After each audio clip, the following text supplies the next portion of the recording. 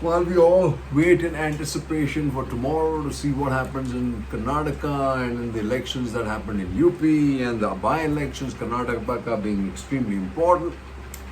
Very couple of strange things. There's not much talk about in most papers about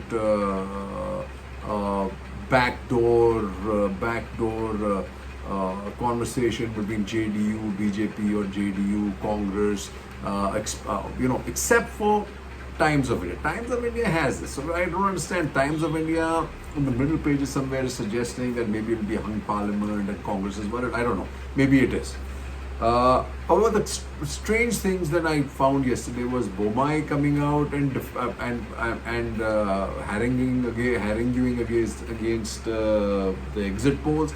They don't do anything when they are on the winning seat, right? And of all people, Amit Malviya, the IT cell head. Why would he come out and have this long tweet about these polls? And these are pollsters essentially that were all considered Godi media. Why is he there? Why, of all people, he's there is something that one has to wonder. But anyway, putting that aside, we'll know tomorrow, right? I'm always worried till the fat lady sings because one has this in the gut that, there's so many rumors about EVMs and EVM issues and EVM manipulation that one is always scared, right? Till, as they said, the fat lady sings, it ain't done till it's done, right? But the Supreme Court definitely came out and in Delhi cut the wings of the Home Ministry and the Lieutenant Governor and put the power where it should have been for movement of people and files with the Chief Minister. And that was a big smack on the existing government who had changed it. Because I'm a Delhi wala. The state was made, and why we have elections is that the state representative, the state chief minister that we've all elected, is the one who can be held responsible. Right now, he was not being able to, we couldn't say anything to him. Everything and anything we said to him was always something that was out of his control. I mean, if you can't have a choice of people who work for you, and think about the dichotomy and the hypocrisy. The Prime Minister refuses to let go of the ED fellow, and many other people he keeps giving extension. Why? Because he trusts them to do what he wants them to do.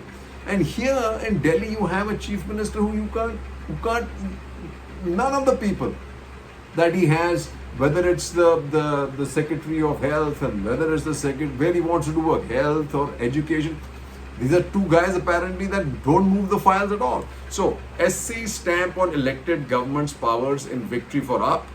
Verdict to ease path for government schemes stuck in LG government fight. Government removes services secretary changes head.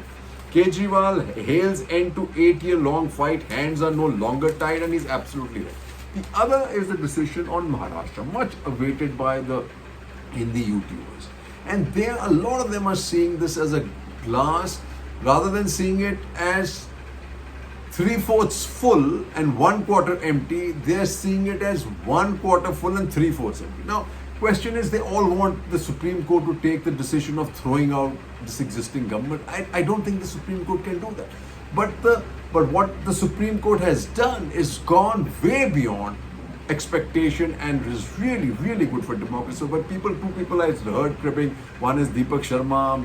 I generally like him, but this is he doesn't know the law, right? So I'm not sure why he's cribbing about what should have been done. The other guy is the Prashant Bhushan fellow on DB Live. He also the same thing. The court should have done this. I like both these guys otherwise.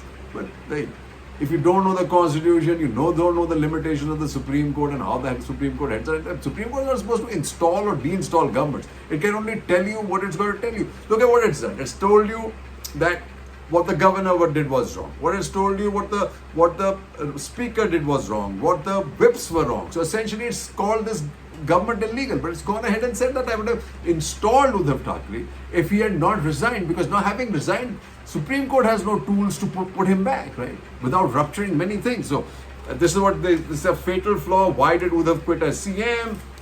Lots of violations, but can't restore Uddhav. That's true. And you got to hear all these people were seeing the glass as 1/4 full only and 3/4 empty. Is this by Girish Kuber?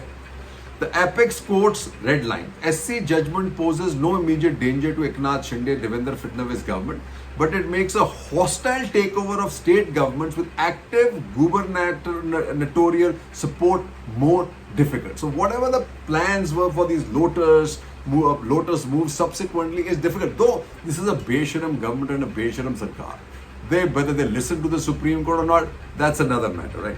The most significant and powerful player of them all, the BJP, can no longer indulge in its favorite game of engineering defections in rival camps. Of late, the political party circuit was abuzz with yet another political engineering operation wherein a group of NCP MLAs were reported to be readying to cross the fence. This will no longer be as easy. The SC's harsh words today will also force the BJP to introspect on its decision to hand over the state's reins to defector Eknath Shinde and make Devendra Fadnavis work under him. Now this is the important part. If this is what it's done, I think Supreme Court has given a great decision. But like I said, this Sarkar is Besharam. It doesn't listen to anything and anybody, whether it's using Dharam for elections. It doesn't listen to the Supreme Court at all. But this outcome, in my view, is the best one. Who is the one who is unhappy with this outcome?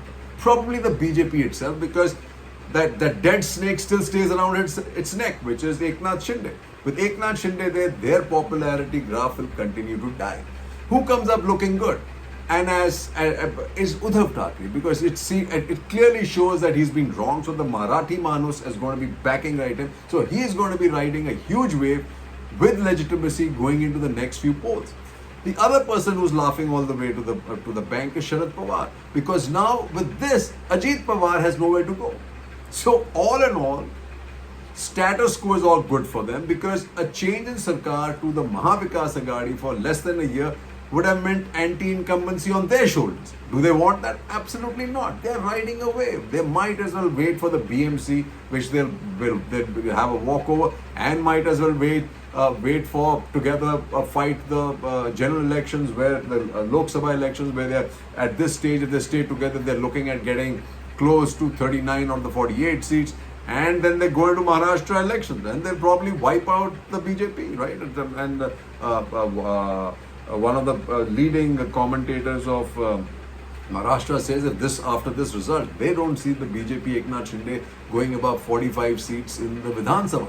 And that will be one hell of a kick in the face for us. But anyway, let's wait for tomorrow. And it's like till the fat lady sings, we don't know. I mean, we put our exit polls out there, but more often than not, they're wrong. But hey, we wait for tomorrow. So does BJP, so does the Congress, and so does the rest of the country.